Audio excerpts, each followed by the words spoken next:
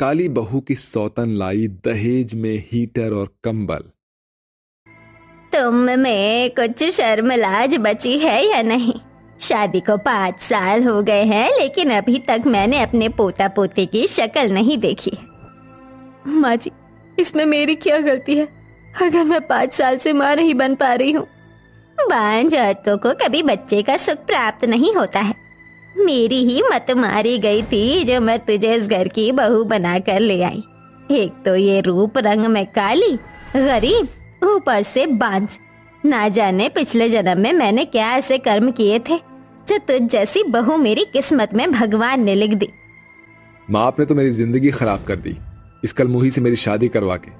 अरे कहीं बाहर जाता हूँ तो लोग मुझे कल्लू माई का पति कहकर चिढ़ाते हैं।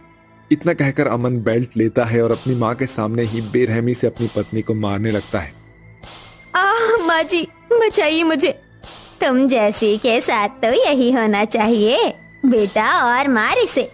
किरण एक गरीब परिवार से होती है। वहीं रंग रूप से काली होने की वजह से किरण को हमेशा से उसके ससुराल वालों की तरफ से ताने सुनने को मिलते थे। वहीं शादी के 5 साल तक मां ना बन पाने की वजह से उसकी किस्मत में बांझ शब्द भी जुड़ जाता है। किरण की सास और उसके पति उस पर दिन रात अत्याचार करते हैं, लेकिन बेचारी किरण सब कुछ सहती है। अरे अंजना बहन, कैसी हो तुम? आजकल कहीं दिखाई नहीं देती। क्या करूं, जब से मेरी बहू दहेज में वो बड़ा वाला हीटर लेकर आई है ना, तब से मैं तो पूरा दिन उस हीटर के सामने ही बैठी रहती हूँ। इस कड़ाके की सर्दी में हीटर के सामने से निकलने का मन ही नहीं करता। और तो और आज मेरी बहू ने सुबह सुबह मुझे खुशखबरी दे दी। अब तो मैं कुछ ही महीनों में दादी माँ बनने वाली हूँ। अरे वाह, तुम्हारी बहू तो बड़ी अच्छी है। तुम तो बड़ी किस्मत वाली निकली जो तुम्हारी बहू दहेज में हीटर लेकर आई है। ऊपर से तुम्हें इतनी जल्दी खुशखबरी भी दे दी। हर एक मेरी किस्मत है। अरे तो इसमें परेशान होने वाली कौन सी बात है? वो अपने तिलक नगर वाले राय साहब है ना, उनकी बड़ी बेटी आराधना अभी अभी पढ़ाई करके विदेश से लौटी है। बड़ी ही सुंदर है और इतने अमीर परिवार की है। मैं तो कह रही हूँ इस लड़की को अपने घर की बहू बना ले, वरना इतनी अच्छी लड़की आजकल कहाँ मिलती है। लेकिन कैसे अंजना, तुम तो जानती हो ना कि मेरे बेटे की शादी हो रखी है। तो क्या हुआ? तुम राय साहब को कुछ मत बताना। एक बार शादी हो जाएगी तो कोई क्या ही कर लेगा। अंजना की बात मन ही मन सोचते हुए संगीता घर आती है। माँ जी, आप आ गई? आप बैठिए, मैं आपके लिए चाय बनाकर लाती हूँ। कोई जरूरत नहीं है अपने इन काले मनहूस हाथों से मुझे चाय देने की। तुझे मैंने कपड़े धोने के लिए कहा था, वो धोए या नहीं? माँ जी, आप तो जानती हो ना कि बाहर कितनी सर्दी है और घर का गीजर भी खराब हो गया है। इतनी ठंड में मैं ठंडे पानी से कपड़े कैसे धोती? अच्छा, तो अपने उस गरीब बाप से कहकर गीजर मंगवा लेना। दहेज में तो तेरे माँ बाप की हैसियत हुई नहीं कि एक फूटी कौड़ी भी दे।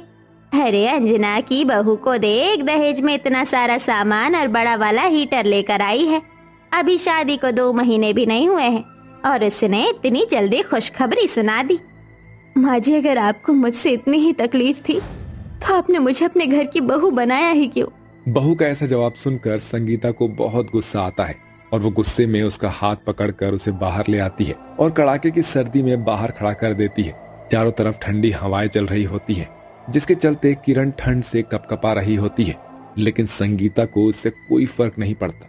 ऐसे ही दिन गुजरते हैं और एक दिन, अरे आराधना बहू, आराम से अंदर आओ। माँ जी, ये क्या, हमारे स्वागत के लिए यहाँ कोई भी नहीं आया है? वो बहू तुम्हारी और अमन की शादी इतनी जल्दबाजी में हुई ना, इसीलिए किसी मेहमान को बुला ही नहीं पाई। संगीता ने अपने बेटे अमन की शादी आराधना से करवा दी थी, जो दिखने में काफी खूबसूरत थी और दहेज में काफी सारा सामान, जिसमें हीटर और कंबल भी थे, ये सब कुछ लेकर आई थी।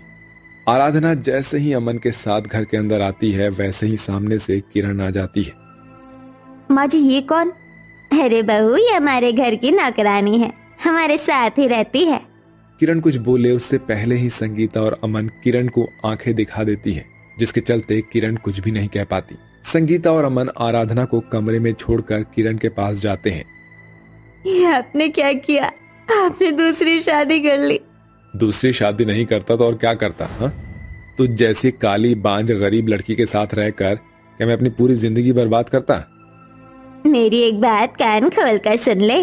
अगर तूने आराधना बहू से अपनी और अमन की शादी के बारे में कुछ भी कहा तो उसी वक्त मैं तुझे इस घर से निकाल दूंगी। फिर रहना अपने गरीब माँ बाप के साथ उस झोपड़पट्टी में। अपने माँ बाप की बेइज्जती होने के डर से किरण आराधना से कुछ भी नहीं कहती और अपने टूटे दिल के साथ अपनी सौतन के साथ एक ही घर में रहती है। मेरे हाथ तो सूज रहे हैं, ऐसे में मैं कुछ काम नहीं कर पाऊंगी। एक काम करती हूँ, बाहर हॉल हीटर रखा है, उसके पास जाकर थोड़े हाथ ताप लेती हूँ। किरण जैसे ही हीटर के पास जाकर आग तापने लगती है कि तभी संगीता गुस्से में आती है और किरण को हीटर के सामने से धक्का दे देती है। तेरी हिम्मत कैसे हुई इस हीटर के सामने आकर खड़े होने की? तू जानती भी है ये कितना महंगा है। अगर इतना ही शौक है तो अपने बाप से कहकर ये हीटर लगवा ले। इसे मेरी अमीर बहू लेकर आई है और देख ये कम्बल भी कितना मुलायम है ना। लेकिन तेरी औकात कहाँ है इन सब चीजों को खरीदने की? क्या हुआ माँ जी, आप इस नौकरानी पर चिल्ला क्यों रही है? नौकरानी की हिम्मत तो देख, तेरे हीटर के सामने खड़ी होकर हाथ ताप रही थी। तो माँ जी क्या हुआ? ठंड का मौसम है और देखिए उसके हाथ कैसे सूजे हुए हैं। थोड़ी देर हाथ ताप लिया तो क्या हुआ? अब यहाँ खड़े खड़े मेरी शक्ल क्या देख रही है? जा यहाँ से, दफा हो जा। किरण अपने आंसू को छुपाती हुई किचन में जाती है और सूजे हुए हाथों के साथ ही काम करने लगती है। ऐसे ही एक दिन। सुनो, तुम शादीशुदा हो लेकिन तुम हमारे साथ इस घर में रहती हो, लेकिन तुम्हारे पति कहाँ हैं? तुम्हारा पति तुम्हें कुछ नहीं बोलता क्या? वो अरे बहू, इसका पति गाँव गया हुआ है ना, इसलिए हमारे साथ रहती है। जब आ जाएगा तो अपने पति के साथ रहेगी। तुम्हें कुछ चाहिए था? वैसे तू कहीं बाहर जा रही है? हाँ माँ जी, वो मेरा कंडीशनर खत्म हो गया था तो मैं वही लेने जा रही थी। तू आराम कर, मैं तेरा कंडीशनर ले आती हूँ, ठीक है? और तू यहाँ खड़ी खड़ी हमारी बातें क्या सुन रही है? जाकर काम कर। अपनी सास का ऐसा रवैया देखकर आराधना को काफी अजीब लगता था। आराधना हमेशा नोटिस करती थी कि उसकी सास और उसका पति ना ही तो उसे कहीं बाहर जाने देते हैं और ना ही किरण से बात करने देते हैं। ऐसे ही एक दिन। अरे ये क्या, ये डाटा केबल तो खराब हो गई। ये भी काम कर रहे हैं। एक काम करती हूँ, खुद ही जाकर ले आती हूँ। आराधना डेटा केबल लेने के लिए जैसे ही घर से बाहर निकलती है।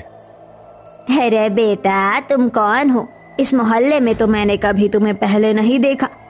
वो मैं मिश्रा परिवार की बहू हूँ। मेरी और अमन की शादी थोड़ी जल्दबाजी में हुई, इसलिए आप सबको इनवाइट करने का मौका नहीं मिला। क्या तुम मिश्रा परिवार की बहू हो? अमन की पत्नी? लेकिन ये कैसे हो सकता है? क्यों काकी, क्या हुआ? आराधना के पूछने पर शांति अमन और किरण की शादी के बारे में आराधना को सब कुछ बता देती है, जिसे सुनकर आराधना को संगीता और अमन की चालबाजी के बारे में सब कुछ पता चल जाता है और वो गुस्से में घर जाती है और देखती है कि कैसे अमन और संगीता किरण पर अत्याचार कर रहे हैं। रुक जाइए आप दोनों। आराधना बहू, मुझे बहू मत बोलिए। मैं आपकी और अमन की चाल समझ चुकी हूँ कि कैसे आपने मुझसे धोखे से अपने बेटे की शादी करवाई। आपके बेटे की तो शादी पहले से हो चुकी है और ये किरण इस घर की नौकरानी नहीं बल्कि आपकी पहली बहू है। आराधना, ये तुम क्या बोल रही हो? मैं जो कह रही हूँ वो सच है। यहाँ सबसे बड़ी गलती तो किरण की है, जो उसने अपने साथ इतना सब कुछ होने दिया। किरण, तुम पढ़ी लिखी नहीं हो, लेकिन ये जो सब हो रहा है वो बहुत गलत है। तो ऐसे इंसान के साथ कैसे रह सकती हो? तुम एक औरत हो और एक औरत किसी की मोहताज नहीं हो सकती। तुम कहीं पर भी काम करके पेट पाल सकती हो। आराधना, मैं तो तुम्हें अपनी सौतन मानती आई थी, लेकिन तुम तो मेरी बहन निकली। आज तुम्हारी वजह से मेरी आंखें खुल गई। अब मैं लड़ूंगी और अपने हक के लिए लड़ूंगी। आराधना पुलिस को इन्फॉर्म करती है, जिसके बाद पुलिस संगीता और अमन को जेल में बंद कर देते हैं और उन दोनों को उनके किए की सजा मिलती है। वहीं अब किरण भी अपना खुद का एक छोटा सा रेस्टोरेंट खोलती है और अपना पेट पालती है। दोस्तों, इस कहानी से हमें ये सीख मिलती है कि अत्याचार करने वाले से ज्यादा अपराधी अत्याचार सहने वाला होता है। इसलिए हमें हमेशा खुद के लिए लड़ाई लड़नी चाहिए। गरीब लड़की का ब्राइडल लहंगा। जानवी तैयार होकर अपने छोटे से कमरे से बाहर आती है और अपनी माँ सुवर्णा से कहती है, माँ, मैं पायल की शादी में जा रही हूँ, मुझे उसके घर पर देर रात हो जाएगी। बिटिया, तू इतनी रात को अकेली मत आना वहां से। मैं तेरे पिताजी को भेज दूंगी तो उन्हीं के साथ आना। ठीक है माँ, पिताजी को रात के 12 बजे भेज देना पायल के घर। जानवी अपने घर से चली जाती है। शाम का समय जानवी का पिता शेखर अपने काम से घर आता है। शेखर बहुत गरीब है। वो जामनगर गांव में अपने छोटे से घर में अपनी पत्नी सुवर्णा और 30 साल की बेटी जानवी के साथ बड़ी गरीबी में अपना जीवन बिता रहा था। शेखर उसी गांव में मजदूरी करता है, जिसकी आमदनी रोज की 200 रुपए ही थी। शेखर एक पैर से अपाहिज था। सुवर्णा, जानवी कहाँ है? वह अपनी सहेली पायल की शादी में गई है। आपको 12 बजे उसे लेने जाना है पायल के घर। तभी दोनों खाना खाने बैठ जाते हैं। थोड़े समय बाद, जी आपको पता है पायल जानवी से कितनी छोटी है, और देखो आज उसकी शादी हो रही है। पता नहीं हमारी जानवी की शादी कब होगी। इस गरीबी अवस्था की वजह से कोई भी रिश्ता हमारी दहलीज पर नहीं आ रहा है। हाँ सुवर्णा, मुझे भी हर समय यही चिंता सता रही है। भगवान जी, हम गरीब की बेटी के भाग्य को भी चमका दीजिए। बस किसी तरह हमारी बेटी जानवी की भी कहीं शादी हो जाए। 30 साल की उम्र होने के बाद भी गरीबी की वजह से अब तक जानवी की कहीं शादी नहीं हो पा रही थी। इसी बात से सुवर्णा, शेखर हर समय परेशान रहते थे। इधर जानवी पायल के बड़े से घर में पायल के कमरे में थी। पायल बहुत अमीर परिवार की बेटी थी। पायल के माता पिता ने पायल की शादी के लिए 2 लाख रुपए का ब्राइडल लहंगा खरीदा था। जानवी, ये लहंगा देख, अच्छा है ना? बहुत अच्छा है पायल, पूरे 2 लाख रुपए का है ये लहंगा। अच्छा, पर मुझे ना ये देखना है कि ये लहंगा शरीर पर पहनने के बाद कैसा दिखता है। जरा एक बार तू इसे पहनकर दिखाना मुझे कि कैसा लग रहा है ये लहंगा। मैं? नहीं पायल, ये तेरी शादी का लहंगा है, मैं इसे कैसे पहन सकती हूँ? अरे बस कुछ समय के लिए पहनकर दिखा मुझे। पर पायल, मैं कैसे? परवर कुछ मत कर, जा जल्दी। पायल जानवी को लहंगा लेकर अपने कमरे के बाथरूम में भेज देती है। माँ, जो नेकलेस लाई थी वो कहाँ है? लहंगे पर तो वही नेकलेस पहनना है मुझे। शायद माँ ने अपने कमरे में रखा होगा, चलो मैं लेकर आती हूँ। पायल अपने कमरे से चली जाती है। तभी पायल की माँ दामिनी कुछ महिलाओं के साथ पायल के कमरे में आती है। उतने में जानवी पायल का कीमती शादी का लहंगा पहनकर बाथरूम से बाहर सबके सामने आती है। ये देख दामिनी और सब हक्के बक्के रह जाते हैं। 2 कौड़ी की गरीब लड़की, तेरी हिम्मत कैसे हुई मेरी बेटी का शादी का लहंगा पहनने की? काकी जी, वो मैं। दामिनी बहन, ये तो अपशगुन हो गया। इस गरीब लड़की ने आपकी बेटी का शादी का लहंगा शादी से पहले ही पहन लिया। मनहूस कहीं, तुरंत उतारिए लहंगा। जानवी झट से वो लहंगा उतार कर बाहर आती है। तभी दामिनी जानवी को धक्के मारकर अपने घर से बाहर निकाल देती है। काकी जी, मेरी बात तो। तभी दामिनी जानवी को एक चाटा मार देती है। उतने में वहां जानवी का पिता शेखर अपनी साइकिल पर आता है। जानवी बिटिया, क्या हुआ दामिनी भाभी? ले जाओ अपनी इस गरीब बेटी को यहाँ से। मेरी बेटी ने अपनी शादी का लहंगा पहना भी नहीं, और तुम्हारी इस गरीब 2 कौड़ी की बेटी ने मेरी बेटी का इतना कीमती शादी का लहंगा पहन लिया और उसे खराब कर दिया। अरे इतनी क्या नीयत खराब है तुम लोगों की कि किसी के अरमानों की चीजों पर भी तुम अपनी नीयत खराब कर रहे हो? तभी दामिनी समेत कई सारी महिलाएं शेखर जानवी की गरीबी का खूब अपमान करते हैं। तभी शेखर जानवी को लेकर अपने घर आता है। इधर पायल को इन सब बातों की खबर ही नहीं हुई। तभी शेखर घर आकर सुवर्णा को सारी बात बताता है। माँ, मैंने जानबूझकर नहीं पहना था पायल का लहंगा। पायल ने खुद कहा था मुझे वो लहंगा पहनने के लिए। बिटिया, ऐसे किसी के अरमानों की चीज नहीं पहनते। तू अपने कमरे में जा और आराम कर। जानवी अपने कमरे में चली जाती है। कुछ दिन बाद जानवी को उसी गांव के एक गरीब लड़के रोहन का रिश्ता आता है। रोहन अपने माता पिता कुलदीप मीनल के साथ जानवी को देखने उसके घर आया था। सुवर्णा बहन, हमें जानवी बिटिया बहुत पसंद है। 2 हफ्ते बाद का मुहूर्त बहुत अच्छा है। हम 2 हफ्ते बाद ही बच्चों की शादी करवा देते हैं। तभी कुलदीप, मीनल और रोहन वहां से चले जाते हैं। सुवर्णा, शादी में बहुत कम समय बचा है। हम अपना घर हरिया सेठ के पास गिरवी रखकर उन पैसों से जानवी की शादी करवा देते हैं। शेखर उसी गांव के सेठ हरिया के पास अपना छोटा सा घर गिरवी रख देता है और वो पैसे खाने वाले, मंडप वाले और भी कई सारे लोगों को एडवांस में दे देता है। 2 दिन बाद, माँ, आप मुझे शादी के लिए कौन सा ड्रेस दिला रहे हो? तुझे क्या पहनना है बिटिया? माँ, जब मैंने पायल का लहंगा पहना था ना तो उस लहंगे में बहुत खूबसूरत लग रही थी मैं। मुझे वैसा ही लहंगा चाहिए। बिटिया, वैसे लहंगे तो बहुत कीमती आते हैं। अब तुम तो अपनी आर्थिक परिस्थिति जानती हो ना कि हम कितने गरीब हैं। हम तुझे इतना कीमती लहंगा नहीं दिला सकते।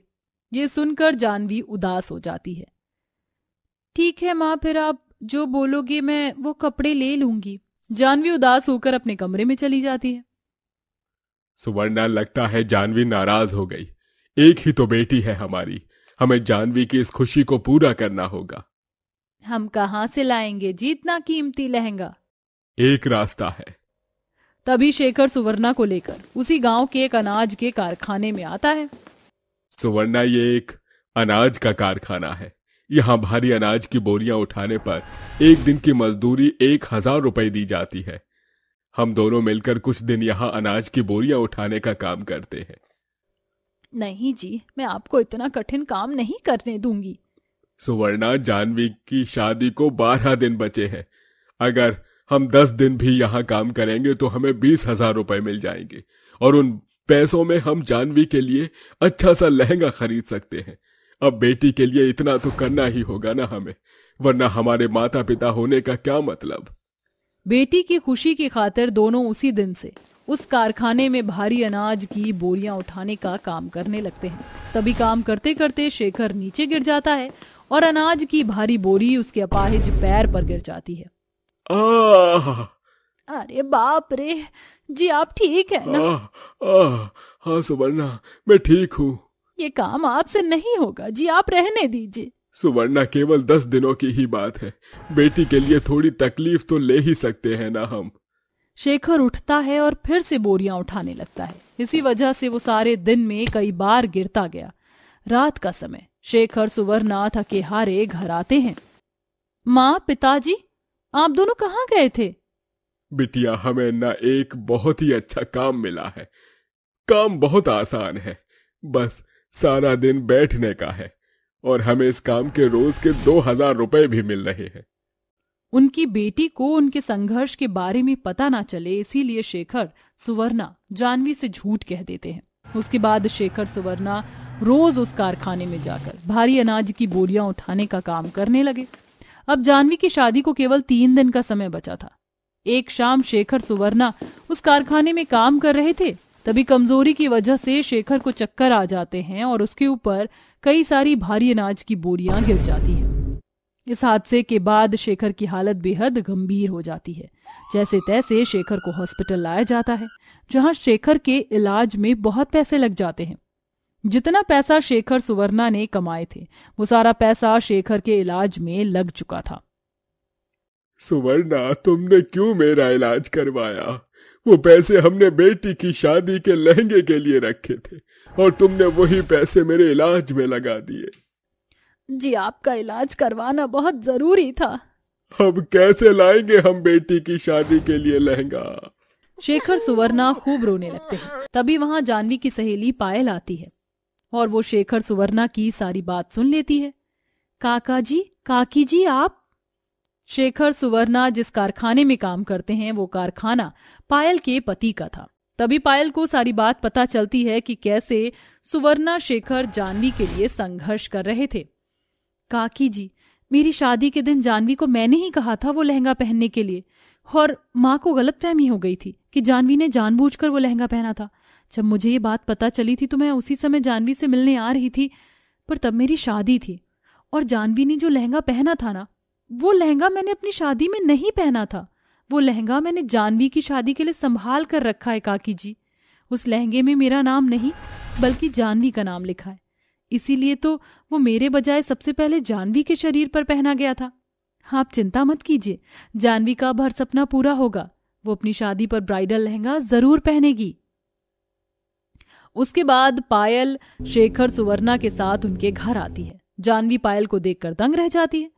तभी पायल जानवी से अपनी माँ की तरफ से माफी मांगती है और उसे अपना वो लहंगा देकर साथ में 3 लाख रुपए भी देकर 2 दिन के बाद ही अपने पैसों से जानवी की शादी बड़ी धूमधाम से करवा देती है। जिसके बाद गरीब जानवी अपनी शादी में ब्राइडल लहंगा पहन लेती है और उसकी शादी बड़ी धूमधाम से रोहन के साथ हो जाती है।